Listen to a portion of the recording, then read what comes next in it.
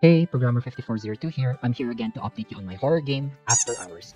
So today, I got a little stuck with my code, specifically with listing the food and comparing what's inside the paper bag with the customer's order.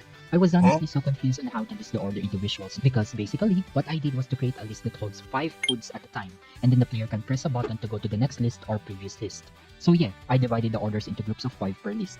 Now here's where I got stuck. I was so confused on how to actually create the visual list. Sorry if this sounds confusing, but basically what I did was to create an object that holds a list template. This list template has 5 text mesh from GUI objects inside of it, which displays the food names. I created a for loop that goes through all of that food list. Outside the for loop, I made an int variable that starts at 0.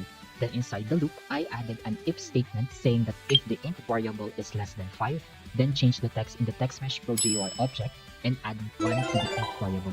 If not, then instantiate another list template to create a list of 5 items. Set the int variable back again to 0 and hide the previous list template that was created. Once it goes through all of the food list, at the end I check if the templates created are more than 1. If they are, I show the visuals for the next and previous buttons and enable them so players can switch between lists. I know it's confusing and honestly, I don't care anymore. Now, the main problem was I overloaded the system. Since I was creating and destroying game objects over and over again for the list, every time the player hovered over the paperback, it slowed the game down a lot. So what did I do to fix this? Well, I asked the father of all programmers, Google.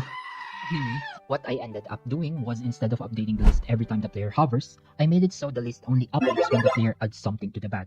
And I also made sure to stop destroying and recreating the list template over and over again. To tell you the truth, I still don't really know how I fixed it. Aside from that list problem, I also fixed the movement speed. As suggested by Murushi, one of the amazing Filipino game developers out there, you should definitely check out his work, it's all amazing. I slightly tweaked the player's movement speed to make it faster. And yeah, that's pretty much it for today's update. I didn't get to finish a lot because of that simple but annoying problem. But yeah, I guess I'll be working overtime tomorrow. Okay, bye!